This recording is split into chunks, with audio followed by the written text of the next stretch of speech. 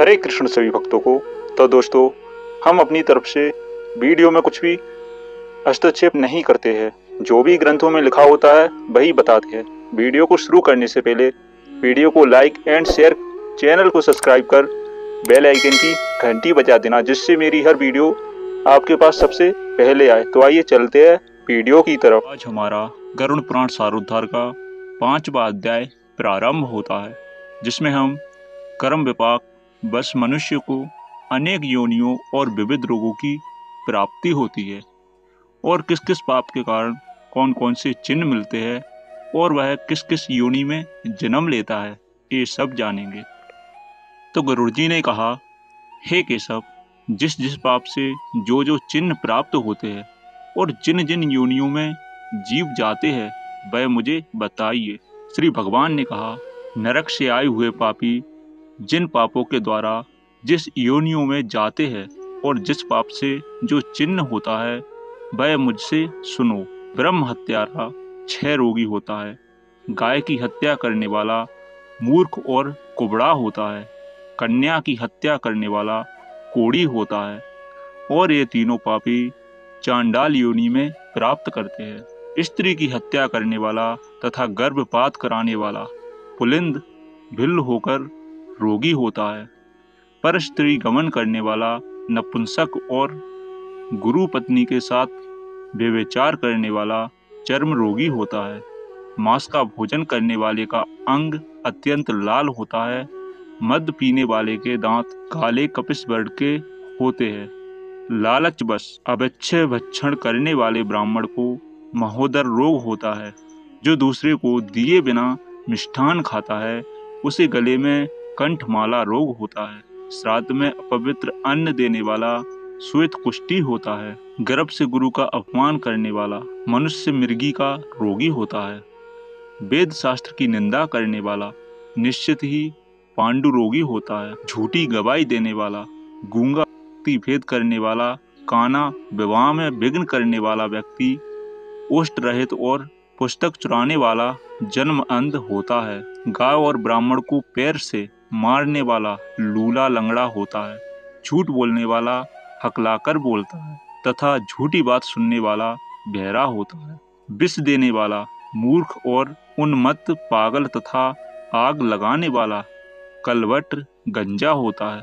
फल मांस बेचने वाला अभागा और दूसरे का मांस खाने वाला रोगी होता है। रत्नों का अपहरण करने वाला हीन जाति में उत्पन्न होता है। सोना चुराने वाला नख रोगी और अन्य धातुओं को चुराने वाला निर्धन होता है। अन्न चुराने वाला चूहा और धान चुराने वाला सलभ सिट्टी होता है।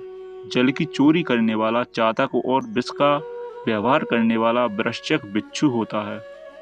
शाक पात चुराने वाला मयूर होता है। शुभ गंध वाली वस्तु को चुराने वाला चुचुंदरी होता है। मधु चुराने वाला डांस, मांस चुराने वाला गीद और नमक चुराने वाला चींटी होता है। तांबूल फल तथा पुष्प आदि की चोरी करने वाला वन में बंदर होता है। जूता घास तथा कपास को चुराने वाला भेड़ योनि में उत्पन्न होता है। जो रौद्र कर्मों क्रूर कर्मों से आजीविका चलाने वाला है, मार्ग में यात्रियों को लूटता है, और जो अखेट का व्यसन रखने वाला है, वह कसाई के घर का बकरा होता है। विष पीकर मरने वाला पर्वत पर काला नांग होता है, जिसका स्वभाव अमर्यादित है। वह निर्जन वन में हाथी होता है।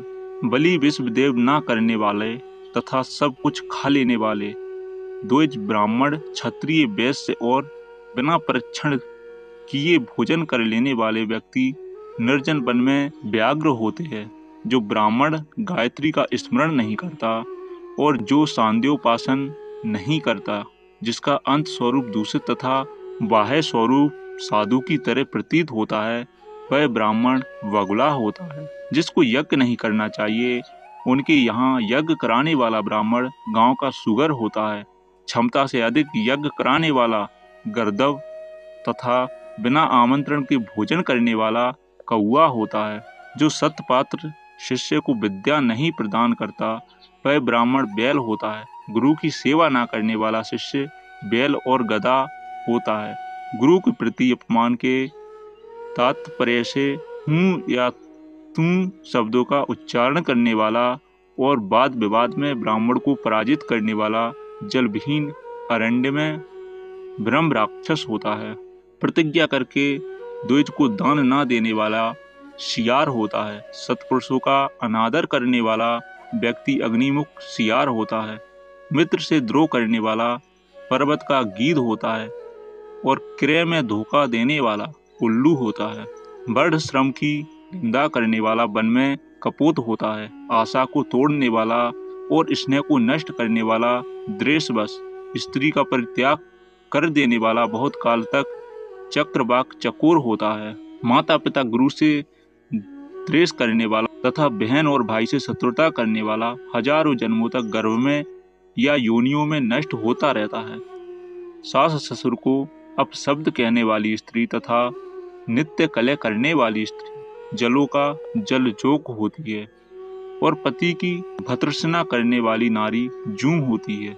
अपने पति का परित्याग करके पर पुरुष का सेवन करने वाली स्त्री बलगुनी, चमगीरणी, छिपकली अथवा दो मुंह वाली सर्पणी होती है।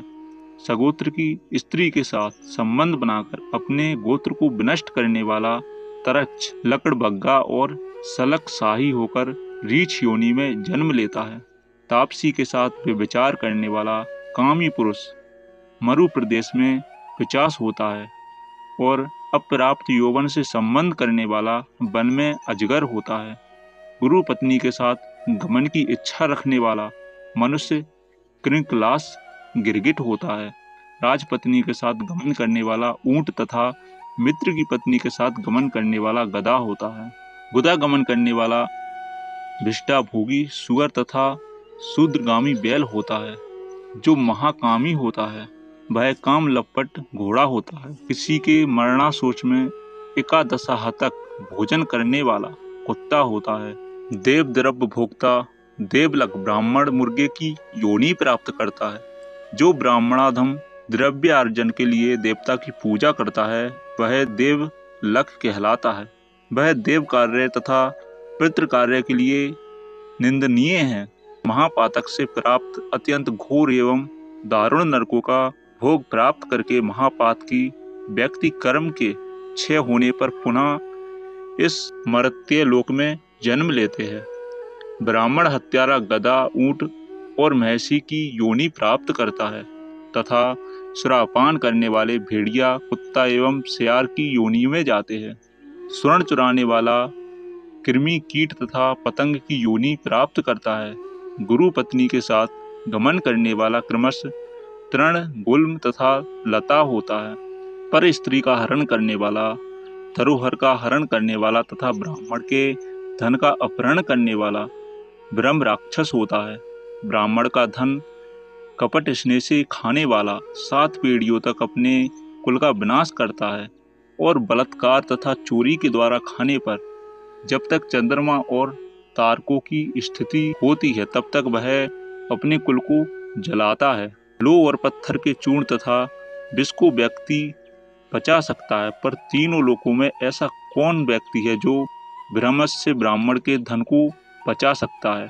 ब्राह्मण के धन से पोषित की गई सेना तथा वाहन युद्ध काल में बालू से बने सेतु बांध के समान नष्ट भ्रष्ट हो जाते हैं। देव द्रव्य का उपभोग करने से अथवा ब्रह्म स्वयं का हरण करने से या ब्राह्मण का अतिक्रमण करने से कुल पतित हो जाते हैं।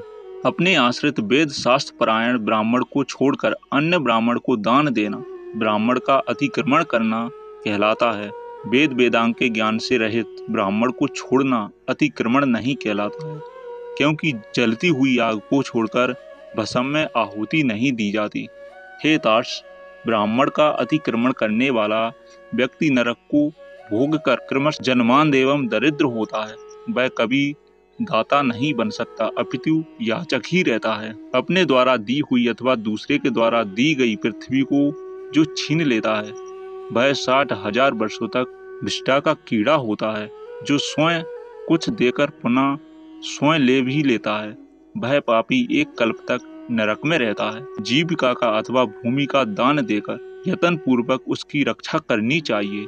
जो रक्षा नहीं करता प्रत्युक्त उसे हर लेता है वह पंगु लंगड़ा कुत्ता होता है। ब्राह्मण को आजीविका देने वाला व्यक्ति 1 लाख गोदान का फल प्राप्त करता है और ब्राह्मण की वृत्ति का हरण करने वाला बंदर कुत्ता तथा लंगूर होता है।